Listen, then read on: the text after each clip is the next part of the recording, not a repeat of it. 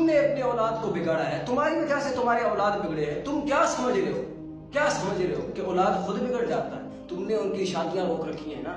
تم یہ کہہ رہے ہو کہ میں اپنی اولاد کو بڑا کروں گا, ذمہ دار پھر بنے گا, اپنے پیروں پہ کھڑا ہوگا, جب جاب ملے گی پھر شادیاں کرا. دیکھیں نا آج کیا ہو رہا ہے, زنا عام جام ہے. جب کیوں ہے؟ کیونکہ تم اس کے ریسپانسبل ہو, تم نے انہیں روک رکھا ہے. آج کے نوجوان وہ نہیں ہے جو تم تھے, برداشت نہیں ہے آج کے نوجوانوں کے اندر. کروا دو شادیاں ان کی, تاکہ ذمہ داری ان کے کندھوں پہ آئے اور نکل پڑے اپنے منزل کی طرف. ایسے منزل کی طرف نہیں نکلتے آج کے نوجوان, بیٹھے ہوتے ہیں.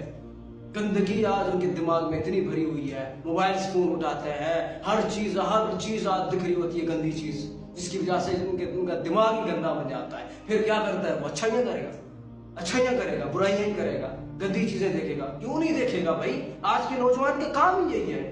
آج کا ماحول ہی اس طرح, آپ دیکھ رہے ہیں نا جگہ پر, دیکھیں ماحول ہی اس طرح بنا ہوا.